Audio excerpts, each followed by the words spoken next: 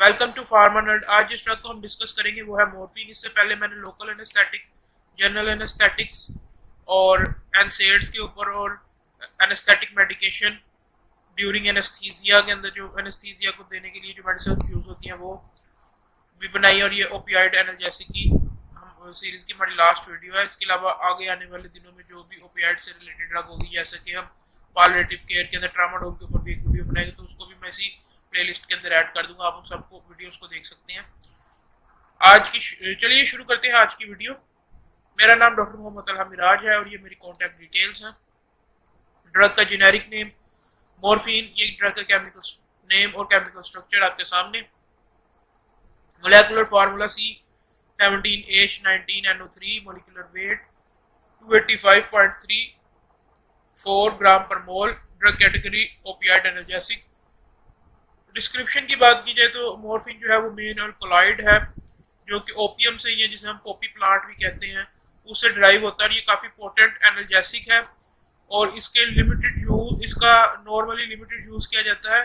और ये जो सिर्फ कैंसर के पेशेंट्स होते हैं उनको यह बहुत सीवियर सॉर्ट ऑफ पेन के अंदर दिया जाता है। उसकी वजह यह है कि इसके अंदर इसकी टॉलरेंस भी है, इसके अंदर रिस्क ऑफ अब्यूज भी है और विड्रॉल सिम्टम्स भी है। टॉलरेंस का मतलब होता है कि हमें इसकी डोज जैसे जैसे हम इसको देते जाते हैं तो बॉडी इसके अगेंस्ट रेजिस्टेंस पैदा कर लेती है और हम कम डोज के ऊपर इफेक्ट शो नहीं करती, तो इसलिए हमें इसकी डोज इंक्रीज करनी पड़ती है। इसको हम टॉलरेंस कहते हैं। विड्रॉल कहते हैं कि अगर हम इस ड्रग का यूज अब्रप्टली बंद कर देंगे तो उसके जो साइड इफेक्ट्स हैं इसको ड्रग को छोड़ने के वो हमारी बॉडी पे नजर आएंगे। और रिस्क ऑफ अब्यूज ये होता है कि हम इस ड्रग इसके यानी कि क्योंकि कुछ ऐसे बेनिफिट्स हैं जैसे एनाल्जेसिया और ये यूफोरिया की कंडीशन भी पैदा करता है, तो इसको उस यूफोरिया की कंडीशन को हासिल करने के लिए लोग इसका मिस यूज या इसका हद से ज्यादा यूज भी कर सकते हैं, जिसे हम अब्यूज भी कहते हैं।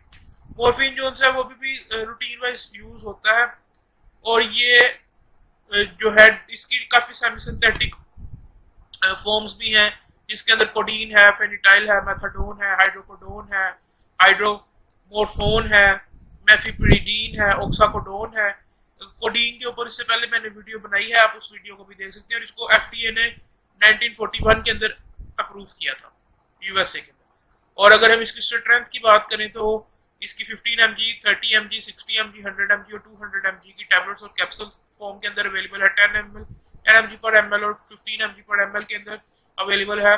और ओरल सोल्यूशन के अंदर ये 10 mg बाय 5 ml के अंदर अवेलेबल है। स्पोस्ट्रीज के अंदर ये 10 mg और 20 mg की स्पोस्ट्रीज के अंदर अवेलेबल है। और ग्रेन्यूल्स के अंदर 10 mg का 10 mg, 20 mg, 50 mg, 100 mg, 200 mg के ग्रेन्यूलर पाउडर के अंदर भी अवेलेबल है। लेकिन पाकिस्तान के अंदर अभी तक सिर्फ इसकी टैबलेट्स अवेलेबल है और इंजेक्शन अवेलेबल है, लेकिन बाकी डोजेज फॉर्म जो है वो अवेलेबल नहीं है। लेकिन पूरी दुनिया के अंदर इसकी ये डोजेज फॉर्म्स और ये स्ट्रेंथ्स के अंदर मोस्ट ऑफ द केसेस के मोस्ट ऑफ द कंट्रीज के अंदर ये इनके अंदर होता है।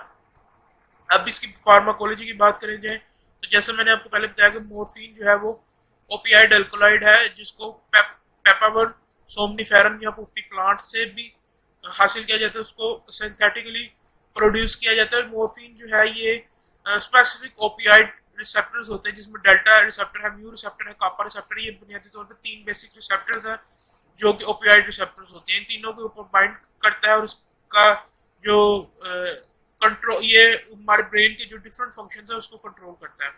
और ये सेंट्रल नर्वस सिस्टम और गैस्ट्रोइंटेस्टाइनल सिस्टम से रिलेटेड जो इसकी डिफरेंट एजेंट्स है उसकी डिफरेंट कंडीशंस को और डिफरेंट बॉडी ब्रेन फंक्शंस के ऊपर भी इसका डिफरेंट इफेक्ट होता है, जिसकी वजह से ये इसके काफी वाइड स्प्रेड इफेक्ट्स हैं, जिसकी वजह से ये एनाल्जेसिया मतलब है पेन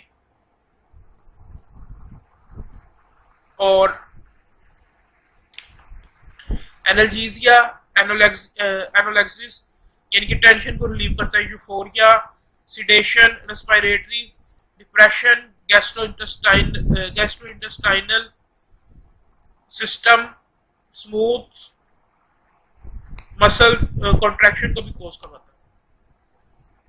मैकेनिज्म ऑफ एक्शन की बात की जाए तो जो इसका मैकेनिज्म ऑफ एक्शन है वो जैसे प्रीवियस स्लाइड में भी डिस्कस किया, लेकिन इसका जो स्पेसिफिकली मैकेनिज्म ऑफ एक्शन है ये नार्कोटिक एगोनिस्ट एनाल्जेसिक है जो कि ओपियाइड रिसेप्टर से बाइंड करता है और जो डिसेंडिंग पेन पाथवेज है उसको इनहिबिट कर देता है, जिसकी वजह से ये जो पेन है हम फील नहीं होती, और ये सिडेशन के अंदर और कफ को कंट्रोल करने के अंदर भी यूज होता है, सप्रेशन ऑफ कफ के अंदर, या रेस्पिरेटरी डिप्रेशन भी इसकी वजह से प्रोड्यूस हो सकता है, इसलिए इसको ध्यान से देना चाहिए।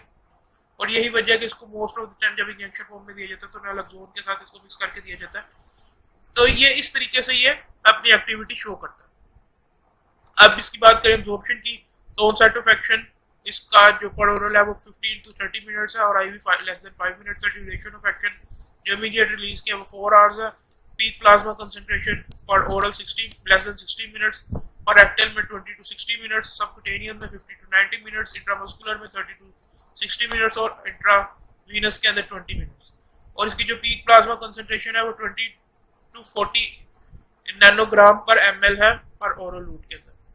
एब्जॉर्प्शन की बात करें तो मॉर्फिन जो है वो काफ़ी अच्छे तरीके से एल्कलाइन एनवायरनमेंट के अंदर अब्जॉर्ब होता है, जिसके अंदर अपर इंटेस्टाइन और रेक्टल म्यूकोसा आते हैं। इसी वजह से इसको स्पोस्ट्रिक्स की फॉर्म में भी दिया जाता है, और इसकी बायोअवेलेबिलिटी जो है वो 80 to 100% है।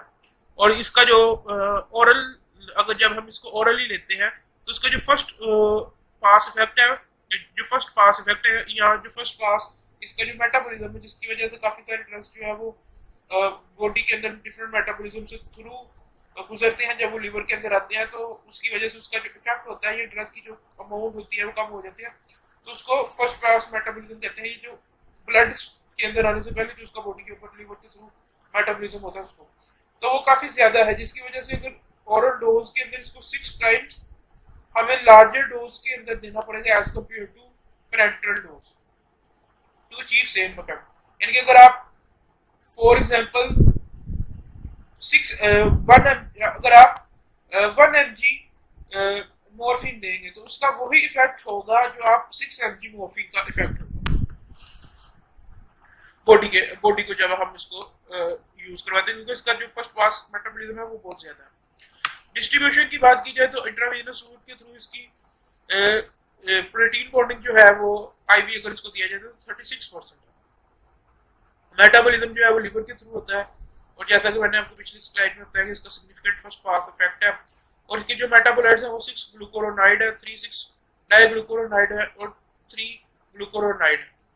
और अगर एक्सक्रीशन की बात करें तो 12% इसकी यूरिन के थ्रू एक्सक्रीशन होती है, और 7 to 10% फीसिस के थ्रू एक्सक्रीशन होती है। बायोफार्मास्यूटिक्स की बात करें तो मेनली यूरिन के थ्रू इसकी एक्सक्रीशन होती है, और वॉल्यूम ऑफ डिस्ट्रीब्यूशन जो है वो 1 to 4.7 लीटर पर केजी है, और 1600 ml पर मिनट इसकी क्लियरेंस है। और इसका जो बायोलॉजिकल हाफ लाइफ है वो 2 to 4 आवर्स है। इंडिकेशन के अंदर बात की जाए तो इसकी एक्यूट पेन के अंदर, क्रोनिक सीवियर पेन के अंदर, और साइनोटिक टेट्रोलॉजी और फॉल आउट के अंदर, ये बच्चों के अंदर एक कंडीशन होती है जिसके अंदर उनका जो साइनोसिस हो जाती है और उनकी बॉडी का शेप जो होता है वो पर्पल हो जाता है। सर्विस लेवल कैटेगरी की बात की जाए तो टर्शियरी और सेकेंडरी हॉस्पिटल्स के अंदर यूज होता है। हाईलाइट मेडिकेशन है शेड्यूल बी ई जी के अंदर आता है according to Punjab drug rules. अच्छा, बात करते हैं डोजेज।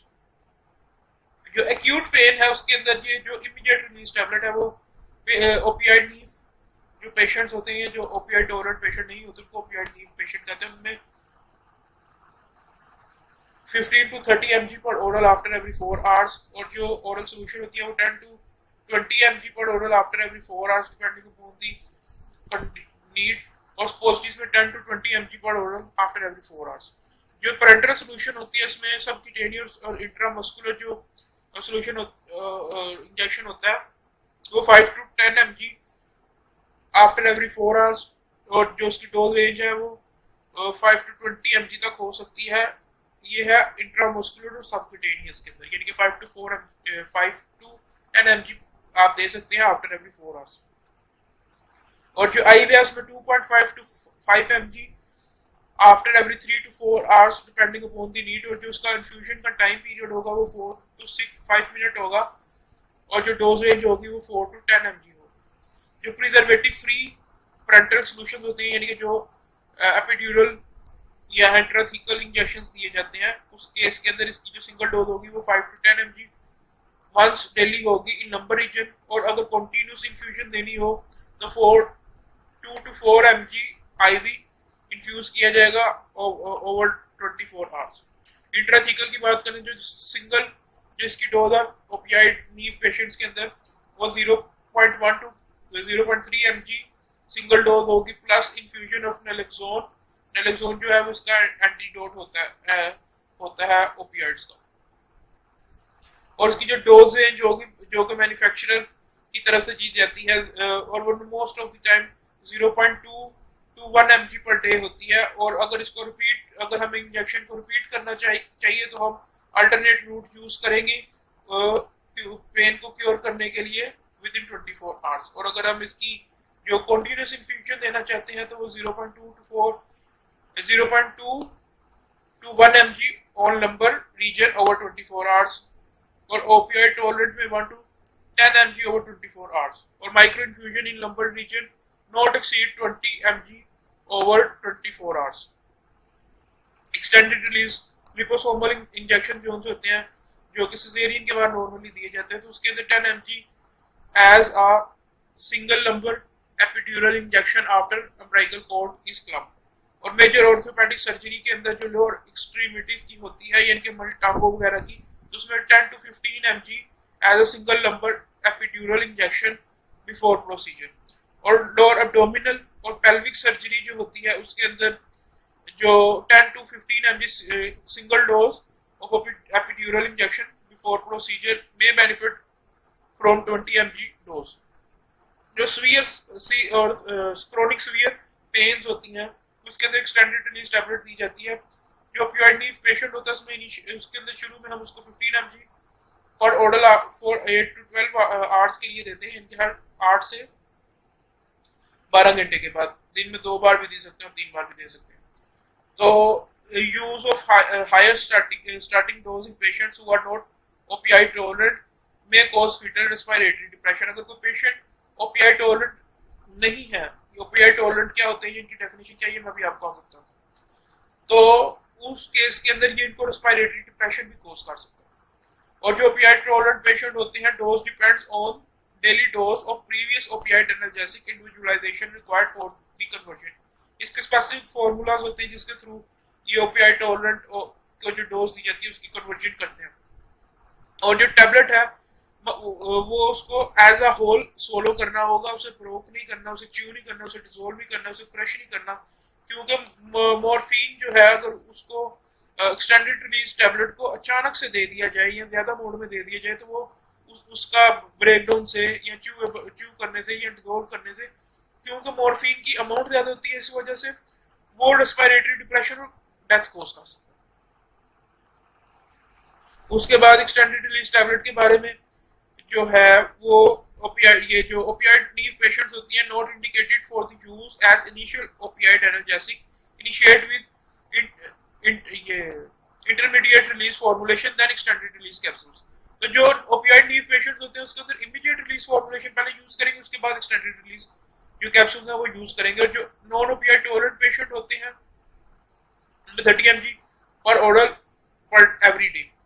और जो ओपियाइड टॉलरेंट पेशेंट होते हैं डोज डिपेंड करेगी उनके जो प्रीवियसली हमने उनको मेडिसिन दिया उसकी कन्वर्जन पे। और इसके अंदर भी वही बात है जो मैंने पिछली स्लाइड में कही थी कि इसको स्वैलो नहीं करना, इसको ब्रेक नहीं करना क्योंकि अगर क्रश नहीं करना क्योंकि सडन रिलीज ऑफ मॉर्फिन जो है वो रेस्पिरेटरी डिप्रेशन कॉज कर सकती है। और एनाल्जेसिया की बात की जाए या साइनोटिक ड्यूरोलॉजी फॉल आउट की बात की जाए जो कि नियोनेट्स के अंदर मोस्ट ऑफ द केसेस में होता है। और ये अगर 30 डेज से कम का बच्चा हो तो उसको 0.3 to 1.2 mg पर kg पर डे इंट्रामस्कुलर या सबक्यूटेनियस डिवाइडेड डोज में देते हैं आफ्टर एवरी 4 आवर्स। और 0.005 to 0.03 kg per hour slow infusion. और इन्फेंट के अंदर इन्फेंट या चाइल्ड जो होते हैं उसके अंदर अगर ओरल सोल्यूशन देना है तो 0.2 to 0.5 mg पर kg पर oral after every 4 to 6 hours depending upon the need. और अगर इंट्रामस्कुलर या सबक्यूटेनियस देना है तो 0.05 to 0.2 mg पर kg after every 2 to 4 hours depending upon the need. और इसकी जो टोटल डोज है वो 15 mg पर डोज से ज्यादा एक्सीड नहीं होनी चाहिए। अच्छा अब बात करते हैं पेन की। तो कॉन्टिन्यूस इन्फ्यूजन के अंदर जो है वो 0.0252 एम जी पर के जी पर आर आप आईवी दे सकते हैं, और एवरेज जो इसकी होगी वो 0.06 एम जी पर के जी पर आर होगी नियोनेट्स, जो कि ये पेन की केसेस में मैं आपको बता रहा हूँ जिनकी एज 30 डेज से कम है, उस केस में 0.01 टू 0.02 एम जी पर के जी पर आर आईवी इन्फ्यूजन, और अगर प्री ऑपरेटिव पेन है तो उसमें 0.01 टू 0.04 एम जी पर के जी पर आर बाय आईवी इन्फ्यूजन, और जो सिकल सेल डिजीज या कैंसर है उसमें 0.04 टू 0.07 एम जी पर के जी पर आर बाय इन्फ्यूजन। ये जो लास्ट दो स्लाइड्स हैं एनाल्जेसिया और साइनोटिक टेट्रोलॉजी और फॉलो, ये सारी ये दोनों स्लाइड्स जो है ये चिल्ड्रंस के लिए है, ये बच्चों के लिए, पीड्स के लिए, जो भी आपने कहना। अच्छा, बात करते हैं ओपीआई टॉलरेंट की डेफिनेशन क्या है। तो वो पेशेंट जो ओपीआइड मेडिसिन ले रहे हैं 1 वीक या उससे ज्यादा के टाइम के लिए, और वो एटलीस्ट 60 mg पर डे पर ओरल मॉर्फिन लेते हैं, या 25 माइक्रोग्राम ट्रांसडर्मल 25 माइक्रोग्राम पर आर ट्रांसडर्मल फेनिटाइल लेते हैं, या 30 mg पर डे पर ओरल ऑक्साकोडोल लेते हैं, या 8 mg पर डे पर ओरल हाइड्रोमोरफोन लेते हैं, या 25 mg पर डे पर ओरल ऑक्सीमोरफोन लेते हैं, वो या वो equi analgesic dose of another opioid लेते हैं। तो इन पेशेंट्स को हम ओपियाइड टॉलरेंट पेशेंट कहते हैं। जो उसकी अदर ओपियाइड्स की होती हैं वो कन्वर्जन चार्ट्स बने होते हैं, उससे हमें पता चल जाएगा कि ये जो है ये इसकी एनाल्जेसिक डोज किसके इक्विवेलेंट बनती है, और ये 1 वीक या उससे लॉन्गर के लिए अगर कोई पेशेंट लेता है तो उस केस में होती है। अब अगर इसकी आईवी प्रेपरेशन की बात करें तो इसको डिल्यूट हम करेंगे आईवी पुश के थ्रू। अगर दे तो 2.5 टू 15 mg, इसको 4 to 5 ml sterile water of injection के अंदर डिल्यूट करेंगे आईवी पुश के लिए। और अगर इन्फ्यूजन हमने देना है तो उसके अंदर 5% डेक्सट्रोज के अंदर 0.1 टू 1 mg पर ml के हिसाब से इसको डिल्यूट करेंगे, और सोल्यूशन जो है वो कलरलेस होना चाहिए, और अगर सोल्यूशन डिस्कलर्ड हो जाता है यानी उसके अंदर क्लाउडीनेस आ जाती है तो हम उस केस के अंदर इसको एडमिनिस्टर नहीं करेंगे। एडमिनिस्ट्रेशन की बात की जाए तो आईवी पुश जो है वो 4 टू 5 मिनट्स के टाइम पीरियड के ऊपर, और अगर जो कॉन्टिन्यूस इन्फ्यूजन है तो उसको हम जो कंट्रोल्ड इन्फ्यूजन डिवाइसेस होते हैं जैसे डायल फ्लो होता है तो उसके थ्रू हम इसको देते हैं। अच्छा, कंपैटिबिलिटीज की बात की जाए तो इसकी 5% dextrose in normal saline, 5% dextrose के अंदर रिंगर लैक्टेट के अंदर इसकी कंपैटिबिलिटी निकलती है। और एडिक्टिव के अंदर जो यानी कि अगर हम मिक्स करके इसको देते हैं किसी और के अंदर तो उसमें मेट्रोक्लोप्रामाइड है, ओंडास्टिरोन है, यूबोटामीन है, वेरापामिल है। और अगर हम सेम सिरिंज यूज करें तो एट्रोपिन और सिमेटिडीन, फेनिटाइल, ग्लाइकोपाइरोलेट, हाइपरिन, कीटामीन, ये रेनेटिडीन तो खैर अब नॉर्मली यूज नहीं होता, या मिडाजोलाम, तो ये इसके सिरिंज के अंदर है। और बाय साइड कंपैटिबिलिटीज के अंदर इसके ये अमिकासीन और कैल्शियम क्लोराइड, उसके अलावा डायजीपाम, डायजीलाम और डोपामीन, ड्यूबोटामीन, ये इसके बाय साइड के अंदर कंपैटिबिलिटीज। इनकंपैटिबिलिटीज की बात की जाए तो अमाइनोफिनाइल और फिनोबार्बिटोल, सोडियम बाइकार्बोनेट, थायोपेंटोल। सिरिंज के अंदर बात की जाए तो थायोपेंटोल भी, उसके अलावा एम्फोटेरिसिन बी, अगर बाई साइड की बात की जाए एम्फोटेरिसिन बी, लाइपोसोमल फ्लोसिमाइड, फेनिटाइन, थायोपेंटोल। स्टेबिलिटी की बात की जाए तो रूम टेम्परेचर पे ये स्टेबल होता है। काउंटर इंडिकेशन की बात की जाए तो हाइपर सेंसिटिविटी हो सकती है मॉर्फिन की वजह से, पैरालिटिकल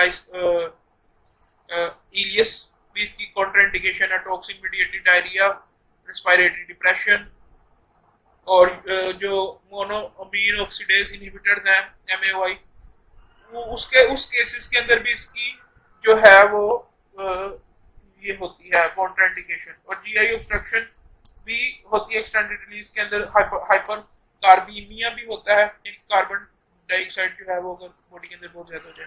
और प्रिकॉशन की बात की जाए तो access naloxone for opioid overdose and access need for naloxone upon initiating and renewing treatment.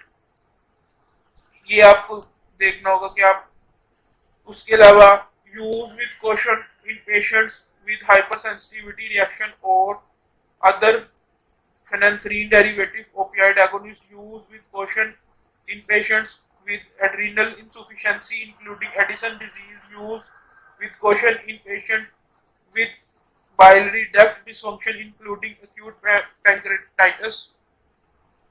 Toxicity की बात की जाए तो इसकी LD50 जो डोज है वो 0.78 माइक्रोग्राम पर ml इन मेल्स और 0.989 माइक्रोग्राम पर ml in females है। टॉक्सिसिटी साइंस respiratory depression है, skeletal muscle flaccidity है, cold, clammy skin, meiosis, midriosis, pulmonary edema, hypotension, bradycardia, cardiac arrest और डेथ भी हो सकती है इसकी वजह से। और इसके अगर जो एंटीडोट के तो इसको ओवरडोज को सिम्प्टोमेटिक ट्रीटमेंट के साथ और स्पोर्टिव ट्रीटमेंट के साथ इसको क्योर करना चाहिए, ऑक्सीजन को यूज करना चाहिए, वैसोप्रेसर्स को यूज करना चाहिए और नैलोक्सोन इसका एंटीडोट है। और प्रेगनेंसी के अंदर इसका पॉजिटिव रिस्क है, प्रेगनेंसी कैटेगरी सी है और अगर कोई अल्टरनेट हमारे पास अवेलेबल हो तो हम उसको भी यूज कर सकते हैं। लैक्टेशन के अंदर कॉशन के साथ इसको एडवाइस करना चाहिए क्योंकि जो बच्चे होते हैं उनके ऊपर इसके विड्रॉल सिम्टम्स नॉर्मली नजर आते हैं। अच्छा, इंटरेक्शंस की बात की जाए तो 420 ड्रग्स के साथ इसका इंटरेक्शन है, 119 मेजर ड्रग इंटरेक्शन है, 293 मॉडरेट ड्रग इंटरेक्शन है और 8 माइनर ड्रग इंटरेक्शन है। और एग्जांपल्स के अंदर प्रीगैबलिन, ये अल्प्राजोलाम और डोलपीडन जो है ये भी इसके जोलपीडन ये भी इसके एग्जांपल्स हैं इंटरेक्शंस के। एडवर्स इफेक्ट में पिट्रोसिस है, ये नॉर्मली तमाम जो ओपियाइड्स होते हैं ओपियाइड इंड्यूस पिट्रोसिस होती है। पिट्रोसिस कहते हैं खारिश को या खुजली को। और जो वोमिटिंग है, यूरिनरी रिटेंशन भी हो सकती है अगर एपिड्यूरल या इंट्राथीकल इंजेक्शन दिया जाए। कॉन्स्टिपेशन, हेडिक ये इसके एडवर्स इफेक्ट है। ब्रांड नेम सिर्फ पाकिस्तान में एक ही अवेलेबल है और वो है मैकनस MR जो कैलिकोफर फार्मास्यूटिकल्स के, और ये 10 mg कैप्सूल्स के अंदर अवेलेबल है और 30 mg कैप्सूल्स के अंदर अवेलेबल है। और उसके अलावा लोकली जो जिन कंपनीज को कोटा मिलता है उसको एज सच वो ब्रांड नहीं करते, उनमें कैप्सूल्स और टैबलेट 10 mg और 30 mg और इंजेक्शन 10 mg पर ml और 15 mg पर ml के अंदर अवेलेबल है। ये इसके रेफरेंसेस हैं। इस वीडियो को बनाने के लिए मैंने मेड्स के ड्रग बैंक drugs.com, पबकैम और फार्मा गाइड से डाटा कलेक्ट किया है। अगर आपको मेरी वीडियो अच्छी लगे तो आप काइंडली मेरी वीडियो को शेयर करें, सब्सक्राइब करें मेरे चैनल को और अपने दोस्तों के अंदर भी इस वीडियो को उनके साथ भी शेयर करें ताकि उनको भी मेडिसिन से रिलेटेड और इम्पोर्टेंट चीज़ों के बारे में पता चल सके। शुक्रिया।